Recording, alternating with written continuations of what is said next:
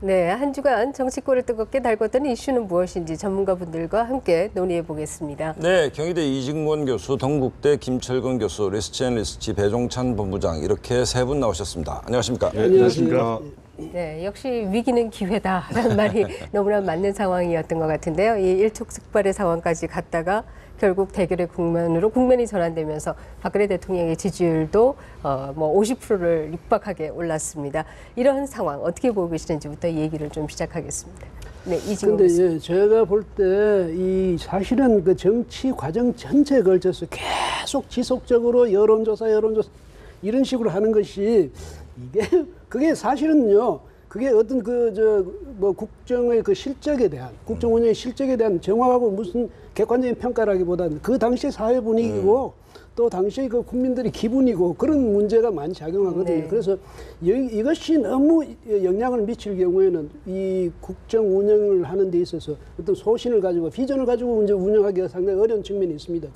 그렇지만은 또 어떠냐 이런 여론조사 결과가 또 그것이 국민적 분위기를 또 이끄는 측면이 있단 말이에요. 그렇죠. 그러니까 이건 무시할 수도 없고 그런데 여하튼 이번에 보면 박근혜 대통령이 그간에도 취임 이후에도 계속 이제 고공행진을 할 때도 그거 보면 그 중에서 가장 이제 먼저 꼽히는 것이 외교 또 북한 문제, 대북 정책 이거였는데 이번에도 역시 그거 가지고 이제 위기 돌파하는데 아주 적절히 그것이 이제 작용을 했다 이렇게 보고요. 그런데 다만 이제 이런 문제가 이런 이제 지금 상당히 높아졌잖아요. 네. 대통령도 기분은 좋겠죠. 좋은데 이것이 또 과연 계속 지속적으로 갈 수 있는 추세화가 될 수 있을지 없을지는 물론 이제 곧 또 중국에 가고 하니까 그 효과는 있겠지만은요.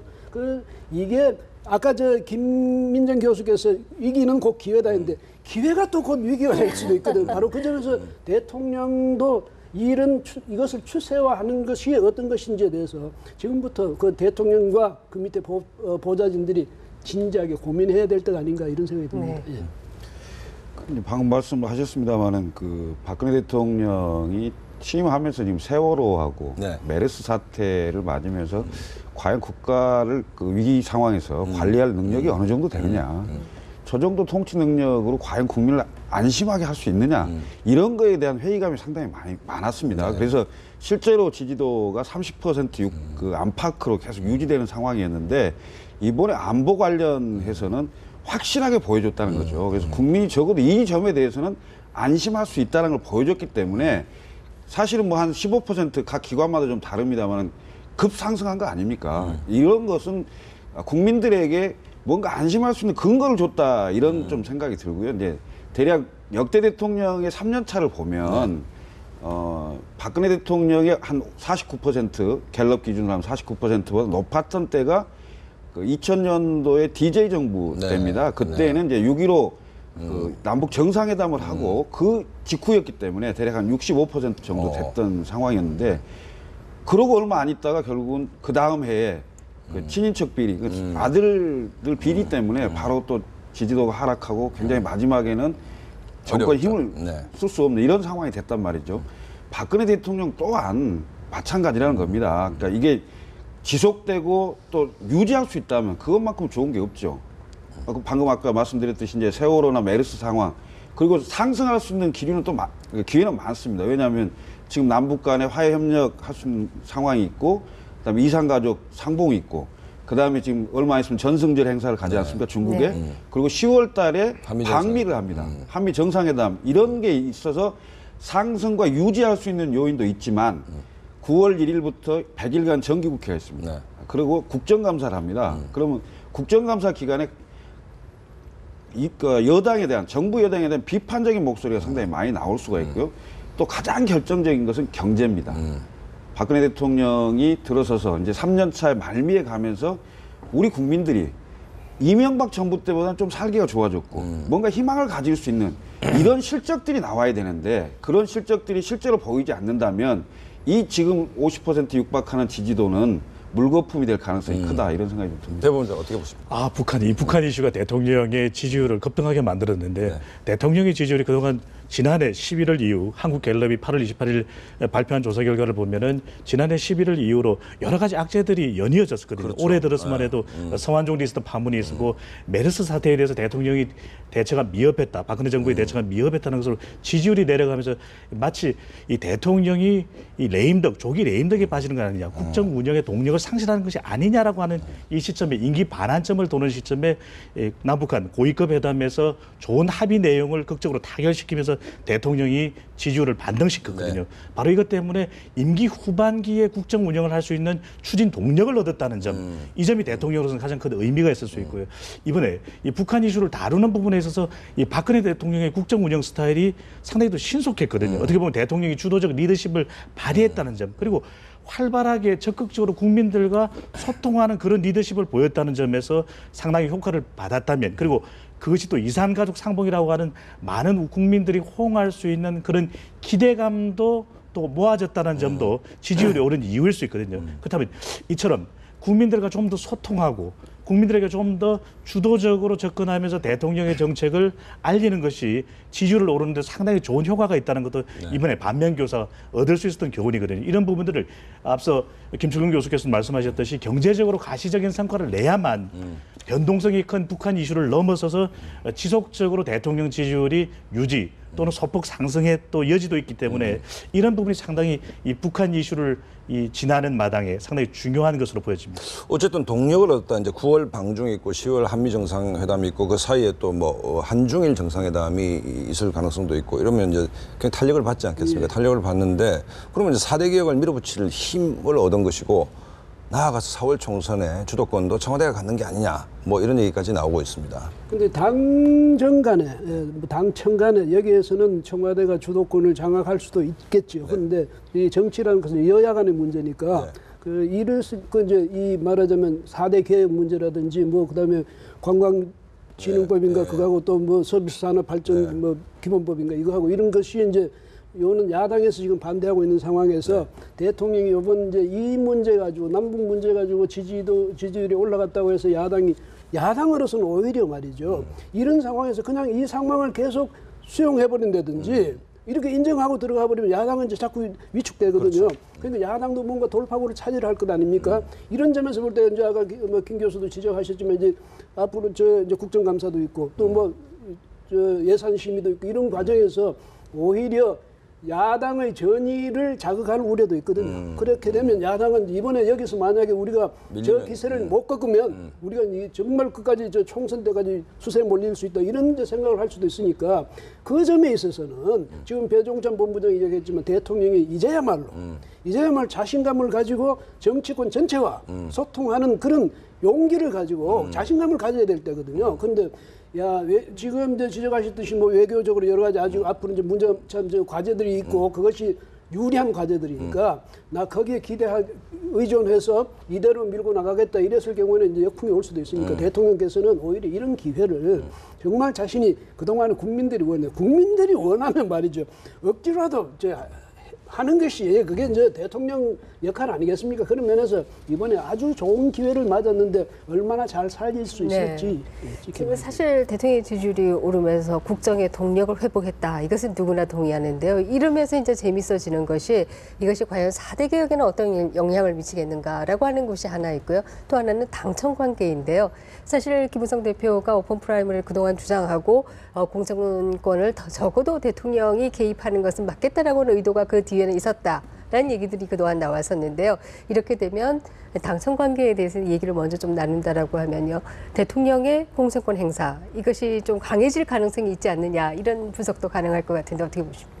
지금보다는 그러니까 좀 더 강해질 가능성이 있죠. 왜냐하면 대통령을 지지하는 지지율이 높은 상황이기 때문에 그리고 새누리당으로서 대통령을 의지하지 않고 총선을 과연 치를 수 있느냐 이런 상황이 되기 때문에 대통령의 발언권이나 실제 당내에 뭐 실제로 어느 정도 이루어질지 모르겠습니다만 공천에 대한 영향력 이런 것은 상대적으로 더 높아질 수 있다. 그러니까 수직적인 관계로 조금 더 옮겨갈 가능성은 있지만 이것이 과연 내년 4월까지 계속 유지될 것이냐 이런 문제가 있거든요. 그리고 오픈 프라이머리라는 것은 이제 공천에 관련된 룰입니다. 이 룰의 그 명분이나 그 실제로 적용을 한다면 한국 정치에 대단히 큰 변화거든요. 그렇죠. 왜냐하면 중앙당을 없애도 되는 이런 상황으로까지 변화되는 그 제도이기 때문에 이 제도가 갖는 파괴력이 또 있어요. 이런 점들을 좀 두루 봐야 되는 네. 시점이 아닌가라는 좀 생각이 들고요. 이제 역대 대통령들을 보면 임기 전반기에 총선을 맞이했느냐, 임기 후반기에 총선을 맞이했느냐, 이걸 보면 굉장히 재밌습니다. 네. 노무현 대통령 같은 경우는 임기 1년 차에 그렇죠. 17대 총선을 했어요. 그 전에 그 실제로 그 뭐 분당하고 이런 것도 있었지만은 17대 총선에서 과반을 득하는 그렇죠. 돌풍을 일으킨 상황이 있었고요. 두 번째는 이명박 대통령입니다. 18대 총선이 임기 초반에 있었습니다. 그렇죠. 그래서 과반을 점하는 이런 상황이 있고 임기 후반 같은 경우는 이명박 대통령이 이제 임기 후반에 임기 중에 두 번 그 총선이 있었던 유일한 대통령이었는데 임기 후반에 새누리당이 당시 한나라당에서 이름도 바꾸고 그렇죠. 굉장히 많은 차별화를 했어요.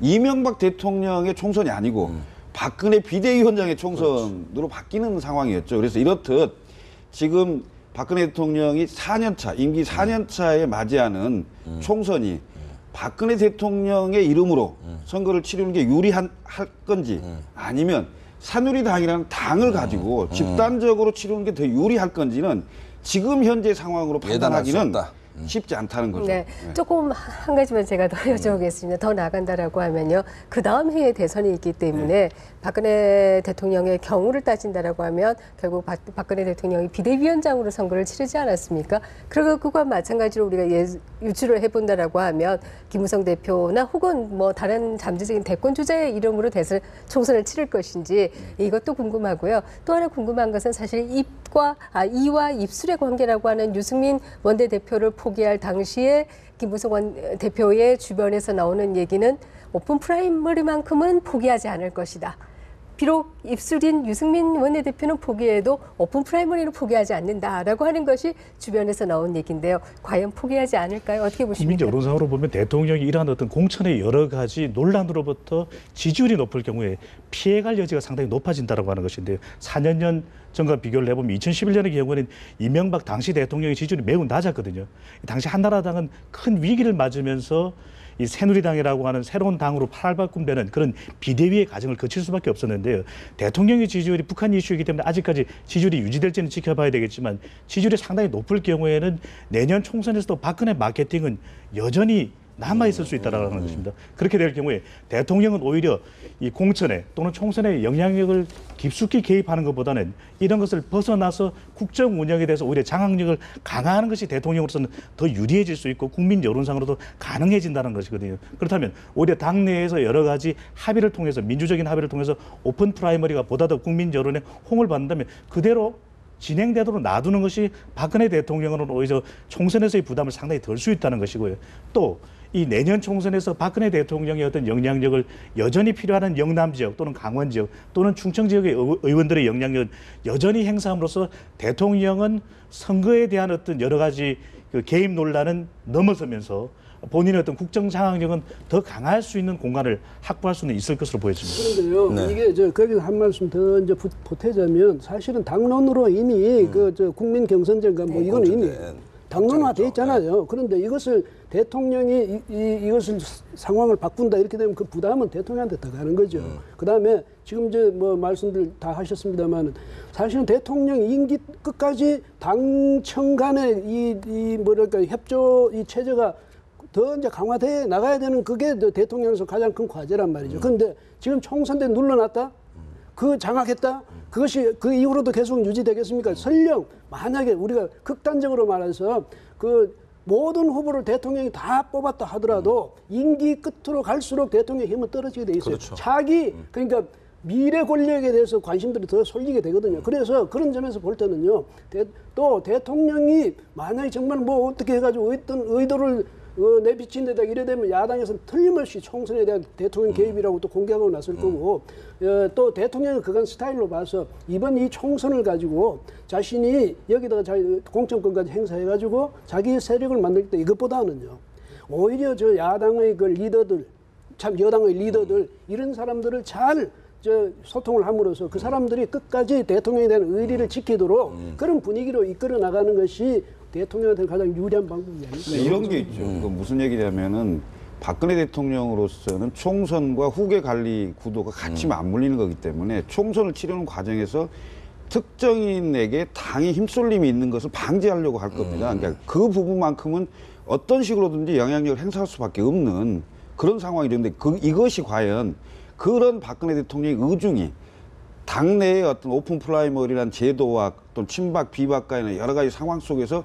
어느 정도 유지가 되고 영향력이 들어갈 수 있는 것인지 이 상황을 좀 더 지켜봐야 되겠습니다만은 어차피 박근혜 대통령으로서는 그 총선과 총선 이후의 후계 관리에 대한 고민을 할 것이고 또 다른 당내 그 유력 주자들은 총선이라는 시기를 지나면서 본인의 영향력을 확대하는 과정이 부딪힐 수 있는 거죠. 그러니까 이것이 어떻게 정리될지는 좀 더 지켜봐야 되겠다 생각합니다. 배 본부장님, 이번에 목함 지뢰건에서 우리 20대, 30대가 안보에서 굉장히 좀 원칙적이고 보수적인 입장을 견지를 했습니다. 그 청와대도 깜짝 놀랐다 할 정도인데 어쨌든 2030은 야권이 유리한 어떤 그 정치 세대 아닙니까? 득표를 하는 데 있어. 안보 문제에서 야권이 뭔가 명확히 정리를 하지 않으면 이른바 그 야권의 집토끼인 2030이 떠날 수도 있다. 뭐 이런 얘기가 있는데 뭐 어떻게 보십니까? 새정치민주연합 야권에서는 안보 문제에 관련해서는 보다 더 보수적이고 좀 굳건한 튼튼한 안보 정당이라는 그런 이미지를 내세울 수밖에 없을 것으로 보이는데 우리 사회가 전반적으로 보수화된 것도 있겠지만 2010년 천안함 폭침 이후에 동료이자 또 또래 집단이기도 한 20대의 경우에 이번에 목함 지뢰 도발에도 피해자이기도 하지 않습니까? 그런 만큼 또 2030 세대는 안보에 있어서만큼 신안보 세대 보수화 경향을 띠고 있거든요. 이것은 어떻게 보면은 부모 세대이기도 한 50, 60대 이상이 또 상당히 안보 문제에 대해서는 상당히 보수화되어 있기 때문에 부모 세대로부터 영향을 받은 점도 있을 거예요. 최근에 어떤 바뀌어진 그런 트렌드도 반영할 수 있는 부분이거든요. 그렇기 때문에 이번에 북한의 목함 지뢰 도발이 났을 때도 문재인 대표의 경우에도 상당히 강한 의조로 북한에 대해서 규탄하는 그런 모습을 보이지 않았습니까? 어떻게 보면은 안보에 있어서는 새정치민주연합은 지금 현재의 어떤 스탠스인 어떤 그 방향인 상당히 보수적인 입장을 좀 변경하기는 힘들 것으로 보여지고 그렇지만 경제라든지 김정 교수께서 말씀하신 노동개혁이라든지 이런 4대 개혁 부분에 대해서는 상당히 좀 정교하고 경쟁력 있는 그런 대안을 만들어서 진보적인 입장도 취해 나가는 그런 좀 양면 전략을 쓸 가능성이 높을 것으로 여론상 보여집니다. 그렇다고 보면 야당이 구체적으로 들어갔을 때 북한 인권법 문제 아직도 그 동의를 하고 있지 않습니까? 이런 문제는 아까 우리 배종찬 본부장도 안보 문제에 대해서는 명확한 스탠스가 잡는 게 필요하다라고 봤는데 구체적으로 들어갔을 때는 야당이 과연 변했느냐, 북한에 대한 관점, 안보관 자체가 안정감이 있느냐 이 부분에서 의구심이 있을 수 있거든요. 북한 인권법 문제를 야권이 계속 이렇게 반대하는 이유는 뭡니까? 눈치 보는 거죠. 근데 그런 부분을 좀 안정감 있게 지속적으로 어떤 사안이 터지면 안보 문제는 안보 문제대로 대응을 하고 경제 문제는 경제 문제에 대해서 대응을 해야 되는 건데요. 지금 좀 세태의 어떤 반영이라고 생각해요. 이름하여 스윙보트 계층과 지역이 늘어나는 겁니다. 그러니까 스윙보트로 하면 각각의 정책에 따라서 생각이 달라지는 거예요. 그러니까 어떤 진영에 갇혀 있으면 보수 진영은 보수 진영에 무조건 지지하고 진보 진영은 진보 진영을 무조건 지지하는 이런 상황이 아니라는 겁니다. 그러니까 그만큼 중도 지역이 넓혀졌고요. 정책과 사안에 따라서 투표 성향과 지지 성향이 달라질 수 있다는 거죠. 그것은 여당도 마찬가지고 야당도 마찬가지로 이 부분에 주목을 해야만 중도층을 끌어갈 수가 있고 실제로 집권이 가능한 이런 정당으로 바뀔 수 있다고 저는 생각을 합니다. 그래서 안보 문제뿐이 아니거든요. 사실은 4대 개혁 얘기했지만 4대 개혁 부분에 대해서도 안보에서는 이렇게 생각을 했지만 4대 개혁 부분에 대해서는 똑같이 새누리당과 정부의 안을 지지하지 않는 거거든요. 이게 상황이 달라질 수 있다는 거죠. 사안별로 달라졌다. 그래서 새누리당도 새정치민주연합도 또는 새로운 정당도 태어날 수 있는 새로운 정당도 굉장히 스마트하고 섬세한 접근을 하지 않으면 지속적인 지지를 받기가 어렵다. 이런 생각이 듭니다. 네. 북한과 관련해서 이제 새정치민주연합이 과거에 이 햇볕 정책이라고 하는 부분은 호응을 얻었던 때가 있었지 않습니까? 지금은 지지하는 연령대들이 또 새로운 어떤 시대에 따라서 변화한 만큼 이번의 경우에도 남북 고위급 회담에서 이산가족 상봉 상당히 호응이 높았거든요. 이처럼 인도적인 부분 또 북핵도 그다음에 이제 북한가에 있어서는 어떤 인도적인 이런 지원 부분 그다음에 인권법 이런 것이 상당히 핫한 이슈이거든요. 이 중에서도 지지층들의 어떤 그 요구를 갖다가 충분히 반영해 줄 수 있는 그런 좀 정교한 제2의 햇볕 정책, 기존의 햇볕 정책을 넘어서서 이 전반 중도 중원까지도 펼쳐질 수 있는 그런 안을 만든다면 이 북한 이슈에 대해서도 상당히 또 호응을 받을 수도 있을 것으로 그렇게 보여집니다. 네, 야당도 스마트하게 변해야 된다 이제 이런 말씀이신데요. 사실 뭐 우리가 앞에서 총선에 대한 얘기를 했습니다만 지금 현재 공천의 룰은 물론이고 총선의 룰도 아직 안 정해진 게 현실 아니겠습니까? 특히 정개특위가 열리고 있습니다만 여기서 합의는 거의 뭐 무망해 보일 것으로 보이는데요. 이 때문인지 김무성 대표가 이런 경우에 있어서는 여야 대표 간의 합의를 하자라고 이렇게 제안을 했는데요. 합의가 어떤 선에서 이루어질 것으로 보이십니까? 만난다라고 하면. 일단 지금 국회가 직무유기를 하고 있죠. 그 선거구 획정위원회에서 지침을 8월 13일까지 달라고 그랬는데 그걸 지금 주지 못하고 있고요. 선거구 획정위원회에서 10월 13일까지 국회에 안을 제출해야 됩니다. 근데 지침이 없는 상태에서 지금 여러 가지 안을 그리고 있는 상황이거든요. 그러니까 지금 핵심은 뭐냐면 그 현재 246대 54명의 지역구와 비례의 비율인데요. 이 비율을 어떻게 할 것이냐의 문제입니다. 헌재가 지금 그러니까 3대 1에서 2대 1로 고치라고 그랬는데 결국은 이 안을 놓고 246명을 그대로 하자. 이런 그 기준에 되면 결국은 어떤 상황이 되면 9개, 그러니까 지역에 9개가 줄어듭니다. 네. 무슨 영남에 4개, 호남에 4석, 강원도에 1석이 줄고요. 대신 수도권에 9석이 느는 상황이 되고요. 반대로 그 호남과 영남, 강원도가 그대로 숫자를 가져가는 상황이 된다면 이런 상황이 된다면 수도권에 11석, 충청권에 2석에서 13석이 늘어납니다. 지역구가. 그러면 246명에서 13석이 259명이 되는 거 아닙니까? 그렇죠. 그럼 그만큼 비례대표가 줄어드는 거죠. 300명은 고정됐으니까. 300명은 고정하기로 여야가 합의된 상황입니다. 그래서 이 비율을 다투는 문제인데요. 이건 좀 어찌 보면 소선거구제를 그대로 유지하고 그러니까 지역구와 비례의 비율만 조정하는 상황이 된다면 저는 이 정도의 타협안은 될 수 있을 거라고 봐요. 우리나라가 지금 이제 OECD 34개국 중에 비례대표가 있는 나라가 6개 나라입니다. 대표적인 그 대통령제 국가인 미국은 비례대표가 없습니다. 영국도 없습니다.